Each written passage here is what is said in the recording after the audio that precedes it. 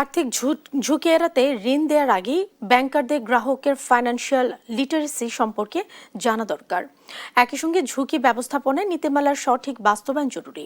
সকালে ডিফিন ও ডিনেট আয়োজিত risk conference on banking and ফাইন্যান্সে এ কথা বলেন সাবেক অন্তর্বর্তী সরকারের অর্থ উপদেষ্টা সালাউদ্দিন আহমেদ। আর বক্তারা বলেন, মধ্যপ্রাচ্য পরিস্থিতির প্রভাব শুধু জ্বালানির বাজারে নয়, দীর্ঘমেয়াদী এর প্রভাব পড়বে ব্যাংকিং খাতে। মধ্যপ্রাচ্য সংঘাতের ১.৫ মাসেই টালমাটাল বিশ্ব বাণিজ্য। বৈশ্বিক জ্বালানি পরিবহনের গুরুত্বপূর্ণ রুট হরমুজ প্রণালী অচল হয়ে পড়ায় সংকটে পুরো বিশ্ব, যার ভয়াবহ প্রভাব পড়েছে বাংলাদেশেও। বিশেষজ্ঞরা বলছেন, মধ্যপ্রাচ্য সংঘাতের জেরে জ্বালানির বাজারে যে সংকট তৈরি হয়েছে তার দীর্ঘমেয়াদী প্রভাব পড়বে দেশের ব্যাংকিং খাতে। শনিবার সকালে ব্যাংকিং এবং আর্থিক খাত নিয়ে ডিফিন আয়োজিত রিস্ক কনফারেন্সে কথা বলেন বক্তারা।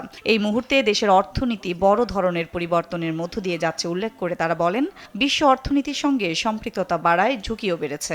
মিডল ইস্টে একটা যুদ্ধ হচ্ছে, এটার ফলে যে এনার্জির যে ক্রাইসিস আমরা দেখছি, দাম যেটা বাড়ছে, এটা তো আলটিমেটলি তো শেষ পর্যন্ত এগুলোর সাথে যে বিজনেসগুলো জড়িত, যেমন রেডিমেড গার্মেন্টসের কথা যদি আমি বলি, তাদের এইগুলোর কারণে কস্ট বাড়ছে। সেটার কস্টের এই এফেক্টগুলো তার কেবলমাত্র প্রফিটেবিলিটির উপরে যে এটার ইম্প্যাক্ট হবে তা না, এটা তো ব্যাংকিং সেক্টরের উপরে ইম্প্যাক্ট হবে। Central bank is issued this guideline risk based supervision এবং বাংলাদেশে তো ডেফিনেটলি আমরা রিস্ক বলতে বেসিক্যালি মিন করি ক্রেডিট রিস্ক এবং এনপিএল ম্যানেজমেন্ট। মনে হয় আজকের মডার্ন ডেফিনেশনগুলো বোধহয় ঝুঁকি ভিত্তিকই হওয়া উচিত।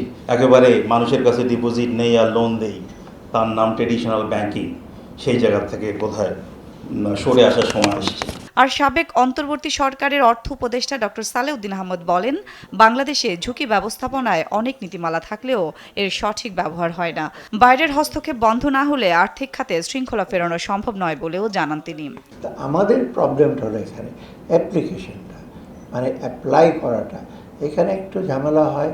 প্রফেশনালিজম আর নিজেদের পার্সোনাল জাজমেন্ট আর অফকোর্স বাইরের এক্সটার্নাল ইনফ্লুয়েন্স অনেক সময় কাজ করে।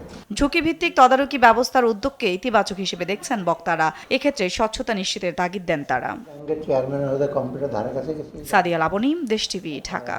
চেয়ারম্যান হবে, যাই এগুলো অন্য। 40 বছর ধরে অসংখ্য খুশির মিছিলে ছিল আইডিএলসি, থাকবে আগামীতেও।